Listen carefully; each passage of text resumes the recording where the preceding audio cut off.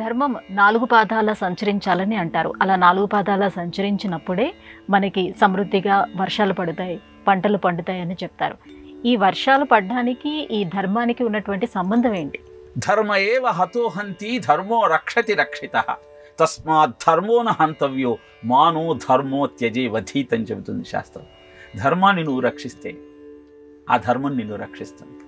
ధర్మాన్ని నువ్వు దెబ్బతీస్తే అది నిన్ను నాశనం చేస్తుంది. కాబట్టి ధర్మాన్ని రక్షించటానికి మించిన కర్తవ్యం లేదు.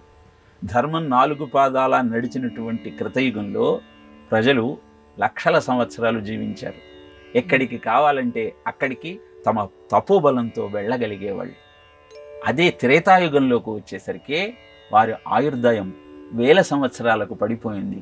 ఎందుకంటే ధర్మం 3 పాదాల మాత్రమే నడిచింది కనుక. దశరథుడు 66,000 సంవత్సరాలు జీవించాడు.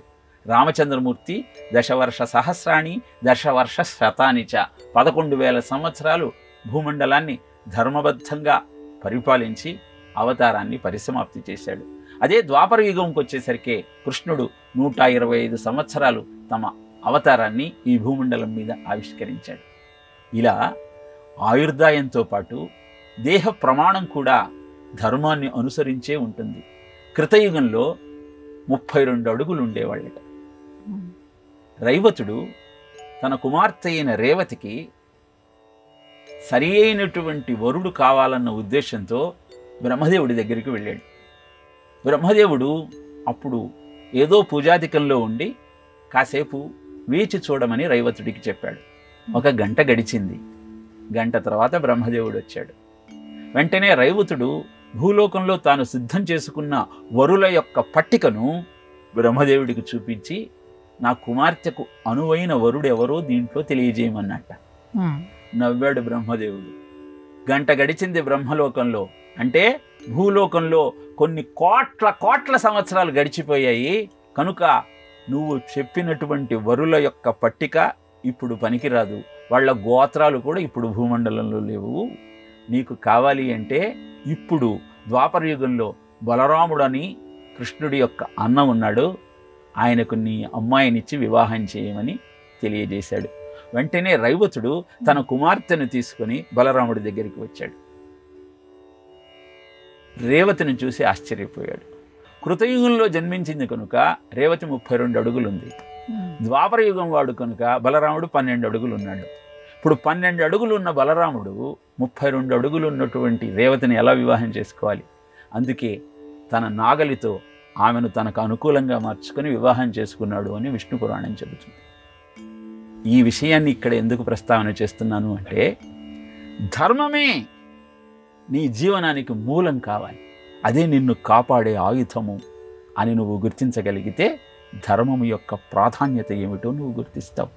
ఇప్పుడు మరి ఈ ధర్మబద్ధంగా నడిచే జీవనం కలిగినటువంటి దేశంలో నెలకు 3 వానలు కురుస్తాయి అని ఎందుకు ప్రస్తావన చేశారు అంటే, ఒక వాన దైవజ్ఞులు బ్రాహ్మణోత్తములంతా నిరంతర వేద పారాయణం చేయటం వల్ల కురుస్తుంది.